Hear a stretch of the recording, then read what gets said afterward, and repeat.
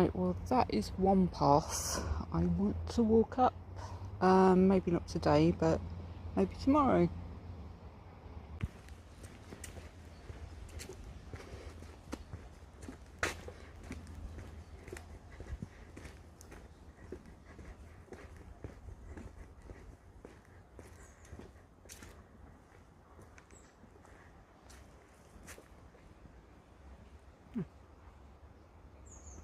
And another path.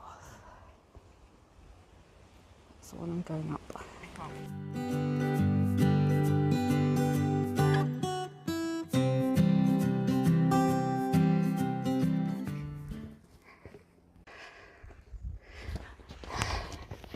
And another track. Oh my god, there are so many of these little paths that lead to God knows where. Yeah, I definitely need to investigate. Anyway, that goes west. Right, that is my track, but that actually looks really more interesting. I need to find out what actually is at the top of this. Oh, gold.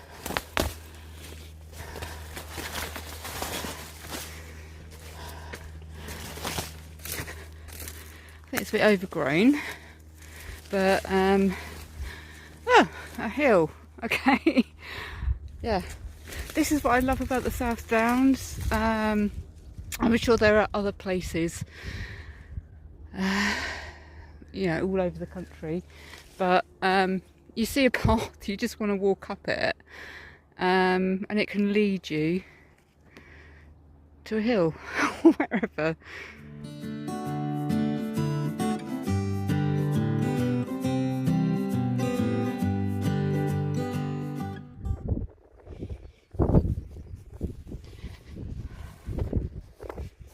Right, okay, I found the triangulation point. I was here actually, last Saturday I was here with a group of 6 of us. But yeah, my list. I've made a list, it's going to be all kind of backwards, but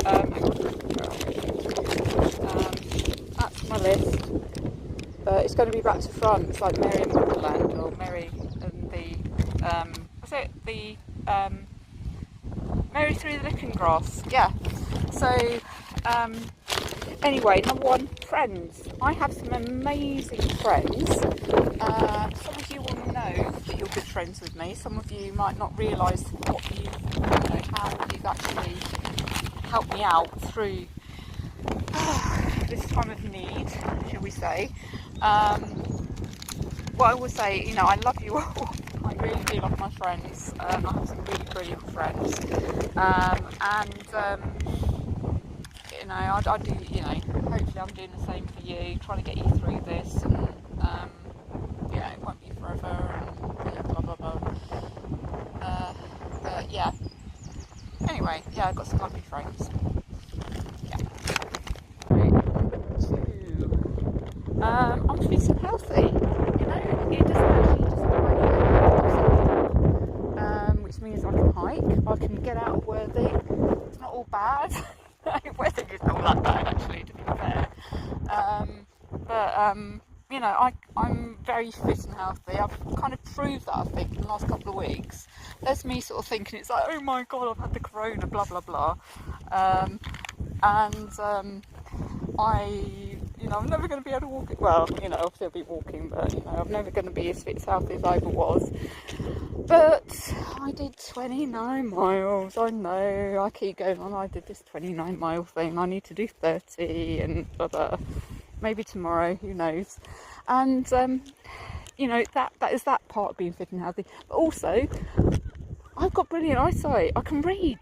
You know, I read books. Oh, I love my Agatha Christie and whatever. I love it. I listen to music. So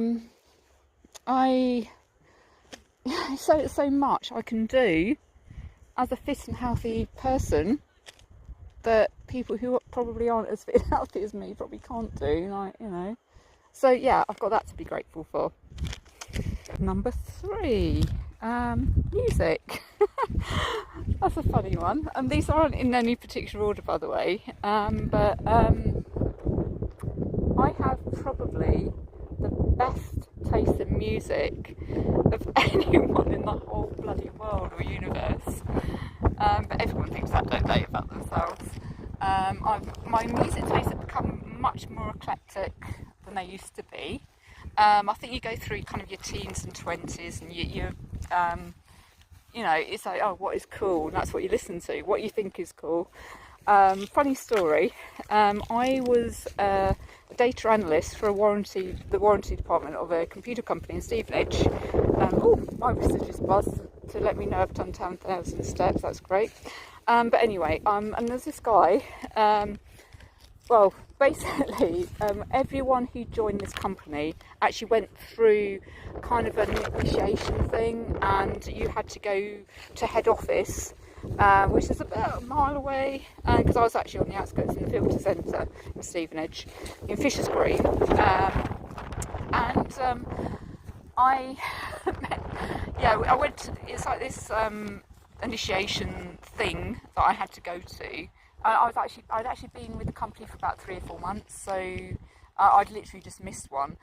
And this guy, I think he was trying to pull, actually, and he was, he was asking about my taste in music. So, what do you like to listen to? And I thought it'd be really funny to say, it's like, well, actually, Kylie Minogue's actually brought out a really interesting number,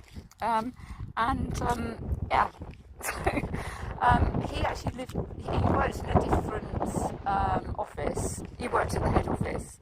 But every time we met, he'd basically say, what do you think of Kylie's new single? What do you think of Kylie's new song? But anyway, I would always say, if Kylie Minogue actually brought out anything that I actually like to listen to, these days, since I'm a more mature person, I would actually be honest about it. And also, yeah, Kevin, do you remember we were going to make that album? It's better than Kylie. Because I would always say, I probably still do, anything that I'm not sure about. So someone would say, what do you think of this? And a bit of music, and I'd actually say, I don't know. It's a bit like Kylie, I suppose. And so we were going to do like a cover album, like an industrial metal cover album. Kylie Minogue numbers. Oh my god, we need to do that, Kevin.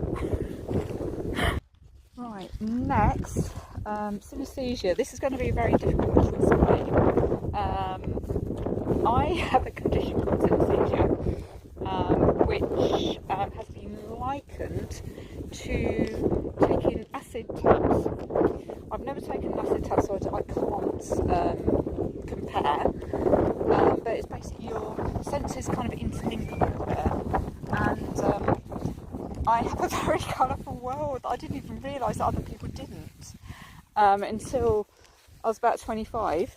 I remember the first, I was actually 3, that I can actually remember my first instance of having this, when we, as a family, we went to the Isle of Wight, went to Shanklin Beach. It was hailing, and so we went back to the hotel that we're staying in, and as a family had similar age children. So I was 3, brother and sister 2, maybe, coming up to, older sister 5, and I'm with my older sister, and this other girl, she was also probably about 4 or 5, colouring in a book, and one thing I remember was that, like, this girl sort of thought it would be really funny to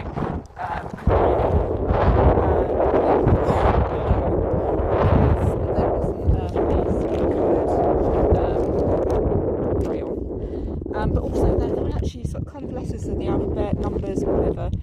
And I remember, I can't remember which number it was or which letter it was, but they were colouring it in the wrong colour. Because basically, synaesthesia, I have it, I know that a couple of my friends on here have it to a certain extent, but I have it very, very vividly.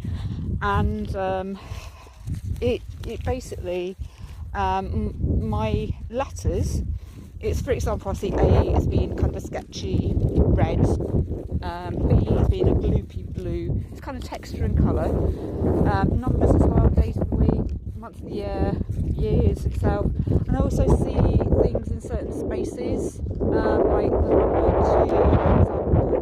If 2 is, well, sometimes, you know, any number can be in front of me, but if that number is in front of me, it determines where the other numbers are, which is why I would have been very good at counting.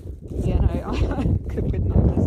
Also, I'm very bad with numbers because sometimes 2 numbers that are completely different kind of feel the same, have the same vibes for me. But if I woke up one morning and suddenly my LSD experience had gone, oh my god, it'd be very black and white world, is all I can say. And people with synaesthesia will understand that. People without synaesthesia will think, oh my god, she's even weirder than we thought.